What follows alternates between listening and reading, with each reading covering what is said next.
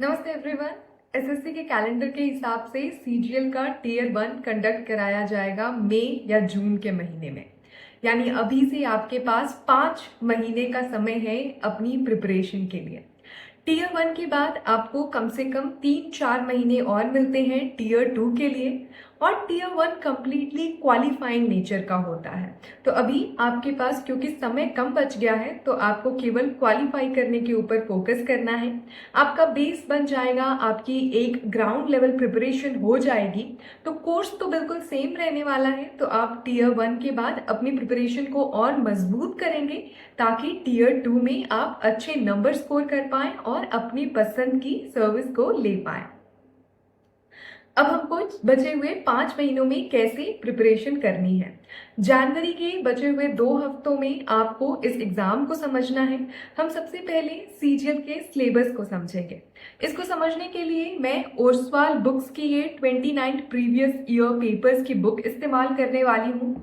आप जैसे ही इस किताब को खोलते हैं आपको सीजीएल का पूरा सिलेबस दिया हुआ है। हर एक साल में किस टॉपिक से कितने क्वेश्चन आए ये आपको समझाया गया है।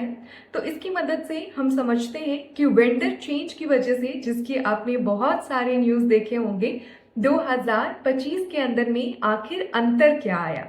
तो मोस्ट ऑफ द टॉपिक्स जो हैं वो बिल्कुल सेम रहे, जैसे पहले क्वेश्चन आते थे उससे ही क्वेश्चन आए हैं। अगर आप क्वेश्चंस पे जाएंगे तो आपको वो भी ऑलमोस्ट सिमिलर लेवल के ही दिखाई देंगे, लेकिन कुछ चेंजेस हैं जिनके बारे में हमको बात करनी है। तो अगर आप देखें, पहले टीयर 1 में रीडिंग कॉम्प्रिहेंशन के एक भी क्वेश्चन नहीं आते थे, जबकि इस साल रीडिंग कॉम्प्रिहेंशन से 4 क्वेश्चन आए हैं। अगर हम बात करें क्लोज टेस्ट की, तो पहले उससे क्वेश्चंस आया करते थे, जबकि इस साल इस टॉपिक को स्किप किया गया है। तो ये नुआंसेस हैं जो कि आपको क्लियर होनी चाहिए, लेकिन इसका मतलब ये नहीं है कि अगले साल इस टॉपिक से क्वेश्चन नहीं आ सकते हैं।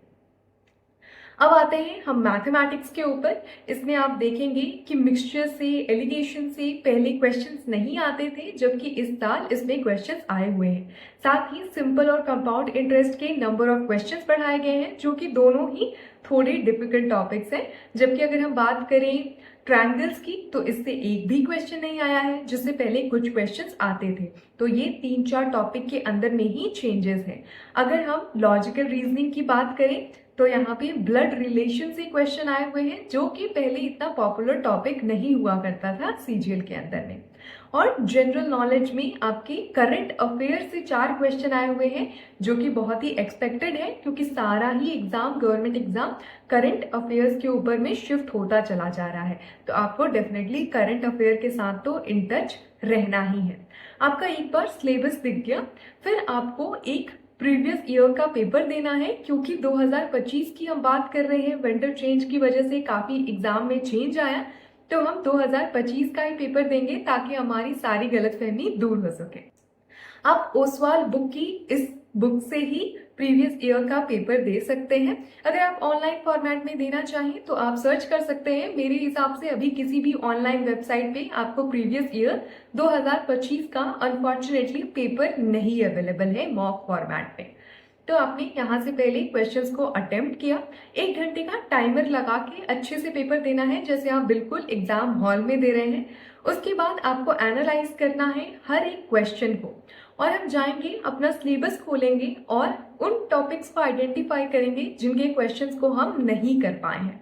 क्योंकि ये पूरे एग्जाम का सिलेबस 10वीं तक के ऊपर बेस्ड होता है, तो आप डेफिनेटली कुछ टॉपिक्स को कर पाएंगे जिनको कि हम थोड़ा डी प्रायोरिटाइज करेंगे। हमारे पास समय कम है तो इनके ऊपर फोकस थोड़ा कम रहेगा। जो हम नहीं कर पाए पहले हमको उसके ऊपर फोकस करना है। आपने इन टॉपिक्स को मार्क कर लिया। अब वेटेज के हिसाब से, यानी कि किससे सबसे ज्यादा सवाल आया था इस साल, उस बेसिस पे आपको अपनी प्रायोरिटी डिसाइड करनी है। तो वो क्वेश्चन जो नहीं बन पाया, जिसके सबसे ज्यादा क्वेश्चन आए थे इस साल, उसको सबसे पहले करना है।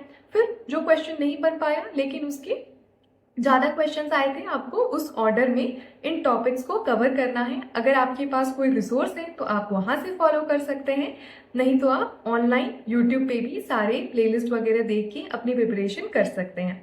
मैं यहाँ पे अपनी प्लेलिस्ट की रिकमेंडेशन आपके लिए अटैच कर रही हूँ, जो कि कम्प्लीटली फ्री है, तो आप वहां से भी फॉलो कर सकते हैं। आपको फरवरी और मार्च का महीना कंप्लीटली अपने टॉपिक्स को कवर करने के ऊपर में लगाना है। आपको चारों जो सब्जेक्ट्स हैं उनके टॉपिक्स को कवर करना है। साथ ही आपको जनरल अवेयरनेस के ऊपर, करंट अफेयर के ऊपर अपना फोकस रखना है। उसकी भी रिसोर्स मैंने प्लेलिस्ट में आपके लिए अटैच कर रखी है। अब ये चीजें हो गई, हम आ गए हैं अब अप्रैल के अंदर में। हमारे पास 2 महीने का समय है, अप्रैल और मई। इसमें अब आपको अपनी प्रैक्टिस के ऊपर फोकस करना है। तो आपको प्रीवियस ईयर के पेपर देने हैं मॉक फॉर्मेट में, जिसके लिए आप ओसवाल बुक्स को फॉलो कर सकते हैं। यहाँ पे आपको प्रीवियस ईयर के सारे पेपर्स मिल जाएंगे। आप अपनी प्रैक्टिस करें। आपके लिए डिटेल्ड सॉल्यूशन भी अटैच्ड है, तो आपसे जो क्वेश्चन नहीं बने आपको सॉल्यूशन पे जाके समझना है कि आखिर आप कहाँ पे कॉन्सेप्ट को मिस कर रहे हैं। और इसी तरीके से आपका रिवीजन भी होगा और आप अपने कट ऑफ को भी इवैल्यूएट कर पाएंगे कि आप कहाँ तक पहुंचे हैं और आपको अपनी कैटेगरी के अंदर में क्वालिफाई करने के लिए कितने नंबर चाहिए। तो आपको ये ग्रेजुअल इम्प्रूवमेंट अपने अंदर लेके आना है और इस हिसाब से आपको अपनी प्रोग्रेस करनी है। फाइनल एग्जाम से पहले कम से कम आपको 30 मॉक्स देने हैं। मैं सजेस्ट करूंगी कि आप 2024 और 25 के सारे मॉक्स अगर दे देते हैं तो इतना भी आपके लिए सफिशिएंट रहेगा। इस बुक में आपको 2 प्रैक्टिस मॉक्स भी मिलते हैं, तो अगर आप उनको अटेम्प्ट करते हैं तो आपको अपना रियलिटी चेक भी मिल जाएगा और आप उस हिसाब से अपनी प्रिपरेशन को और आगे बढ़ा पाएंगे। मैं कहूँगी कि इन 2 प्रैक्टिस पेपर्स को आपको, एक पेपर आपको अप्रैल के अंदर में और एक पेपर आपको मई के अंदर में देना है मिड मंथ में, ताकि आपका चेक पॉइंट बना रहे। तो that's pretty much about it. Hope it was helpful. अगर आपको वीडियो अच्छी लगी हो तो definitely consider subscribing. All the best.